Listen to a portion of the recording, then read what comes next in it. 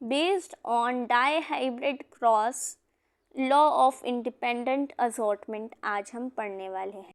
And मुझे यहाँ पर कमेंट सेक्शन में ये भी बताना कौन कौन स्टार्टिंग से मेरे इंट्रोडक्शन से लेकर के यहाँ तक पहुँचा है जेनेटिक्स के चैप्टर के लेक्चर में। ठीक है, प्लीज़ कमेंट सेक्शन में बताना मुझे एंड मैं ज़रूर से उस कमेंट को पिन करूँगी। ठीक है, आज हम पढ़ने वाले हैं law of independent assortment. In the dihybrid cross the phenotypes round yellow is to wrinkled yellow, round green, unwrinkled green appeared in the ratio of 9:3:1. ये ratio was observed for several pairs of character that Mendel studied. The ratio of 9:3:1 can be derived as combination of series of 3 yellow is to 1 green,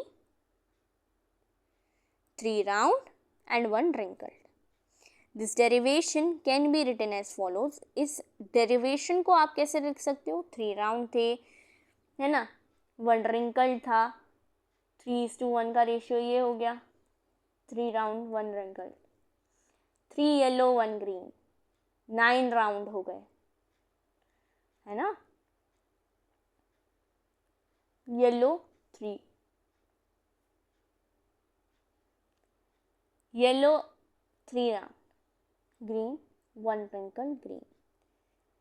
तो यहाँ आपको देखने को मिला 3 round green थे, 1 wrinkled green थे। इस ऑब्जर्वेशन के डाइहाइब्रिड क्रॉस के ऑब्जर्वेशन जब आप पनेट स्क्वायर से इस पूरे ऑब्जर्वेशन को मिला लो कि crosses between plants of 2 traits dihybrid cross कहलाता है। मेंडल ने second set of generalization show किया, मेंडल का लॉ ऑफ इंडिपेंडेंट असॉर्टमेंट।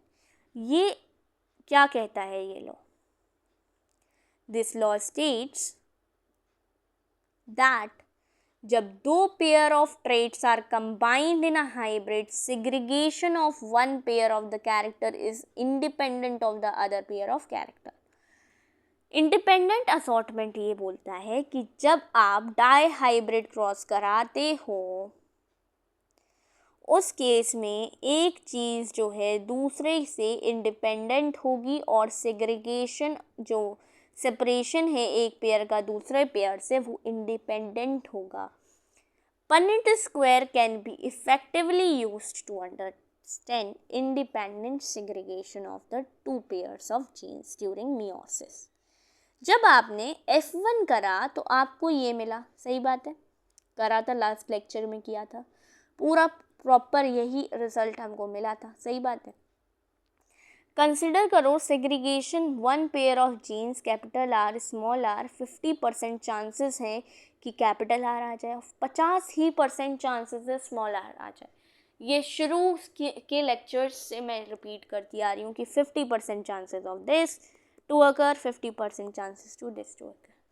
किसी में ये नहीं है कि 75% चांसेस इसके हैं। अभी तक 50-50 चांस है कि कैपिटल आर आ जाए, 50 चांसेस स्मॉल आर आ जाए।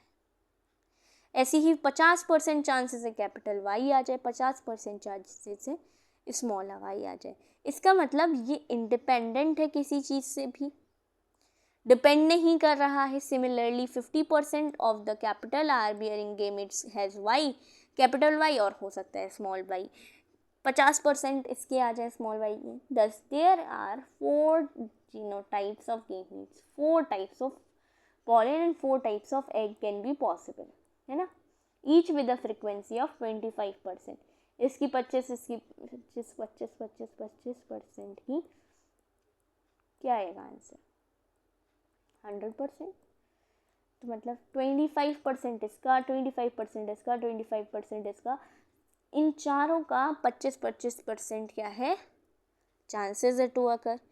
When you write down the 4 types of eggs and pollen in a Punnett square तो आपको क्या मिलेगा? फिगर 4.7 मिलेगी जो लास्ट लेक्चर में हम पढ़ चुके हैं। Although there are 16 squares, how many different types of genotypes and phenotypes are formed? 4, ठीक है। Note them down in the format of, इसमें आपको लिखना है तो विद दिस हमने वैसे तो ऑलमोस्ट अच्छे से पढ़ ही लिया है, बट अगर आप इन क्वेश्चंस का आंसर और कर दो, पर्टिकुलरली इन 2-3 क्वेश्चंस का आंसर जो यहाँ पे दे रखे हैं उनका आंसर कर दो, तो ये एनसीईआरटी आपकी पूरी कंप्लीट है law of independent assortment topic की। Till then take care, bye bye.